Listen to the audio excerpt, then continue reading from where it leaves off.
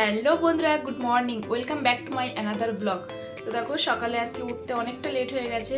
আজকে ঘুম থেকে উঠেছি 11:15, কারণ কালকে 4:30-4:30 দিকে ঘুমিয়েছি রাতে, তো ওই জন্য উঠতে লেট হয়ে গেছে। তো ও বেরোবে আবার, ওই জন্য সকালে কোনো ঘরটা কিছুই ছাটাইনি, সোজা রান্না করে চলে গেছি। রুটি ছিল, খাওয়ার কিছু ছিল না, ওই জন্য গাজর আলুটা ভেজেছি, ভাজতে ওখানে বসিয়ে দিয়ে এসেছি। এবার ঘরটারগুলো ঝাড় দিয়ে নেব। তো এখন তোমাদের সঙ্গে বেশি কথা বলতে পারছি না, তো ব্লগটা দেখতে থাকো, আশা করি খুব খুব ভালো লাগবে।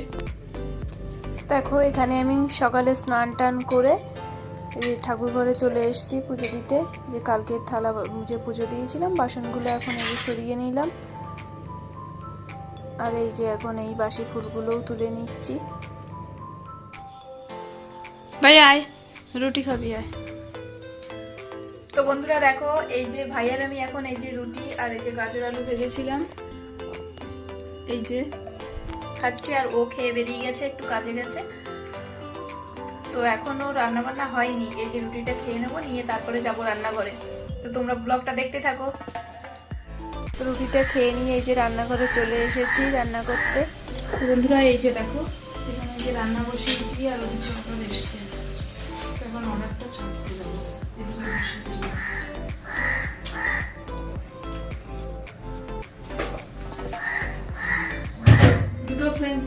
দুটো বার্গার আর একটা ফ্রেঞ্চ ফ্রাইজ বললো না দাদা? কি বললো? ওই ফোনটা অন করতো, দেখো অন হয় কিনা। তো যে রান্না বসানোর পরে ওদিকে অর্ডার এসছে, আর ও তো এখন ঘরে নেই, তো অর্ডারটা আমাকেই ছাড়তে হবে। তাই জন্য মাছ ভাজাটা বসিয়ে দিয়ে মাছটা ভাজতে দিয়ে তারপরে যাব অর্ডার ছাড়তে।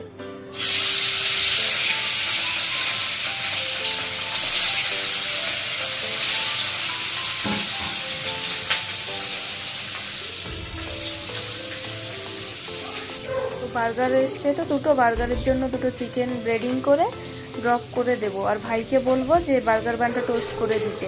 তো ভাইকে আমি বলেছি সেই মতো যে বার্গার বানটা টোস্ট করে দিয়ে আমি রান্নাঘরের দিকে গেছি, আর ও ঠিকঠাক শুনতে পায়নি। ও প্রথমে করেছে কি, যে চিকেন দুটো ব্রেডিং করে আবার ড্রপ করতে যাচ্ছে, তারপরে দেখে যে আমার এখানে চিকেনটা ড্রপ করা আছে, তাই এখন দেখো সেটা আমি ধুয়ে এই রেখে দিচ্ছি। ময়দা লেগে গেছিলো, তো ধুয়ে রেখে দিই, নাহলে চিকেনটা বাইরে রাখলে নষ্ট হয়ে যাবে। তো এখানে আমার বার্গার দুটো বানানো হয়ে গেছে, আর লোডেড ফ্রেঞ্চ ফ্রাইজ আছে বলে এই যে ফ্রেঞ্চ ফ্রাইজটায় যে মেয়োনিজটা দিচ্ছি। দেখো এই যে বেল বাজলো, ও এসছে, তো বাকিটা ও করে নেবে। আমি এখন চলে যাব এই যে রান্নাঘরে চলে এসছি। তো ওদিকে চিকেনটা কুক হতে হতে আমার এদিকে মাছটাও ভাজা হয়ে গেছিলো। তারপরে তরকারিটাও ওই যে বসিয়ে দিয়েছিলাম, তরকারিটাও ওই যে ঝোলটা ফুটে উঠেছে, এদিকে ভাতটাও প্রায় হয়ে যাওয়ার পথে, আর একটা ভাজা হয়ে গেছে আগে। তো এখন তরকারিটার ঝোল ফুটে উঠেছে, মাছগুলো এই যে দিয়ে দেবো। ভাতটা আমি ফুটিয়ে নামিয়ে রেখেছিলাম, আমি ভাত ফুটে উঠলে নামিয়েই রাখি, তারপরে একটু পরে আবার একটু দিয়ে দিই, 2 মিনিট মতো রাখলে হয়ে যায়। তো এখন আমার এই যে ভাত হয়ে গেছে, এই উপর করে দেবো আমি। আর গ্যাসটা আর অফ করলাম না, কারণ এখনও একটা তরকারি হতে বাকি আছে, ওটাই বসাবো বলে গ্যাসটা অন করে রেখেছি। ভাতটা উপর করে দিয়েই ওটা বসিয়ে দেব। এই যে দেখো, এখানে দেখো আমার ভাই পড়তে বসেছে। হ্যাঁ, এদিকে ঘুর দেখি, এই যে এখানে হেলমেট ছিল, মানে এত পরিমাণে অকাজ ওর, উল্টো পাল্টা কাজ। এই যে ভিডিও করে নিলাম, কেন বলতো, ও আমাকে দেখেই খুলে ফেলেছিল, তারপর আমি বলছি ভাই আরেকবার পর দেখে ভিডিও করি, আরেকবার পর, তো দাদাকে দেখাতে হবে, ঠিক আছে। আমি যাই, একটা অর্ডার এসছে, অন করে দিই। এবার কি করবি তুই? হ্যাঁ, তো দাদাকে দেখাবো।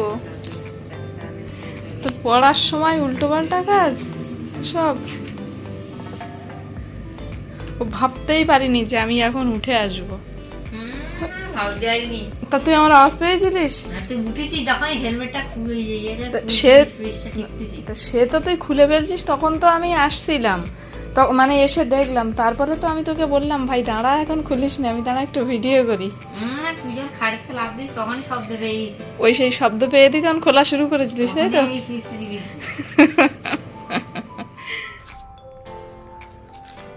তো এই যে রাইডার চলে এসছে, এখন এই যে অর্ডারটা দিয়ে দেবো।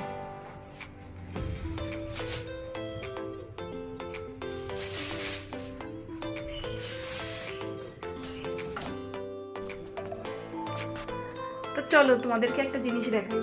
এই যে আজকে সকালেই পার্সেলটা এসছে, এই যে দেখো।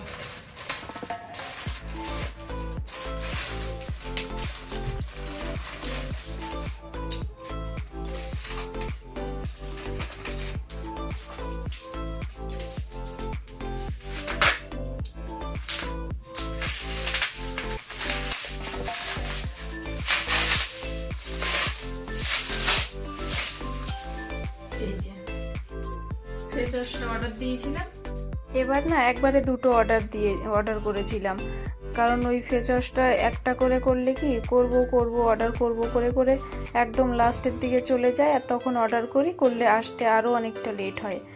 আর আমার তখন ফেস ওয়াশ শেষ হয়ে গেলে ওই বেসন লাগাতে হয় মুখে, নাহলে আমার মুখটা এতটা অয়েলি না, অন্তত 2বার করে ফেস ওয়াশ না করলে খুব প্রবলেম হয়।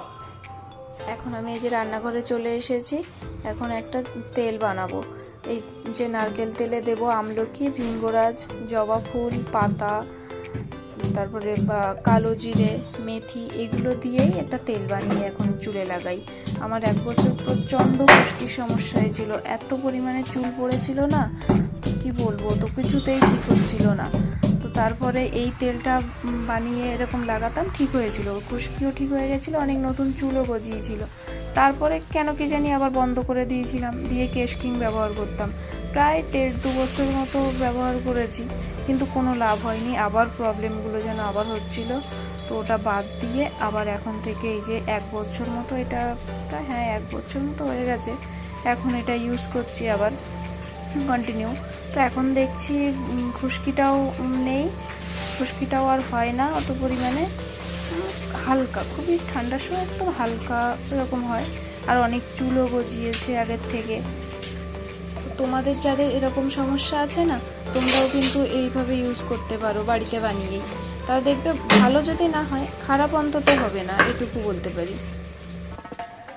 এই যে দেখো আমার তেলটা বানানো হয়ে গেছে, এবার এটা ছেঁকে রেখে দেবো।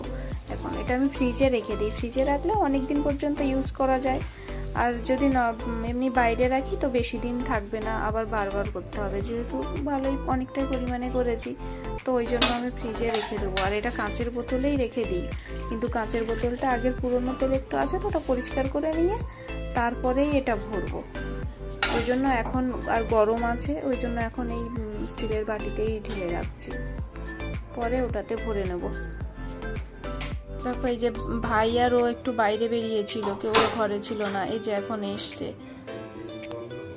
এখানে আমি গিয়ে দেখছি, দেখো এখানে ওরা বাইরে একজনের সঙ্গে কথা বলছে, এই যে রাস্তাতে, এই যে আমাদের ঘরের পাশে একটা বড় নারকেল গাছ আছে, তো ওই নারকেল গাছ থেকে কি যেন পরে কেমন তেল, মনে হয় যেন কেউ তেল ছিটিয়ে দিয়েছে রাস্তায়, এরকমটা আমি আরও দেখছিলাম। আর এটা এরকমটা না সব সময় হয় না, এটা এই যে গরম পড়ছে এখন থেকে ওরকম পুরো রাস্তাটা ওরকম হয়ে থাকবে, আবার ঠান্ডা পড়লে বা বর্ষাকালে আবার এরকম হয় না। তো এই যে এখন রাত বাজে 11:30, তো আমরা ডিনার করতে বসে পড়েছি, যে ভাই আর আমি খাচ্ছি এই ভাত, আর ওই যে রুটি খাচ্ছে। তো আজকে ব্লগটা এই পর্যন্তই, আর আজকে ব্লগটা তোমাদের কেমন লাগলো অবশ্যই কমেন্ট করে জানিও, আর ভালো লাগলে লাইক, কমেন্ট আর শেয়ার, সাবস্ক্রাইব করতে ভুলো না। Tata, good night.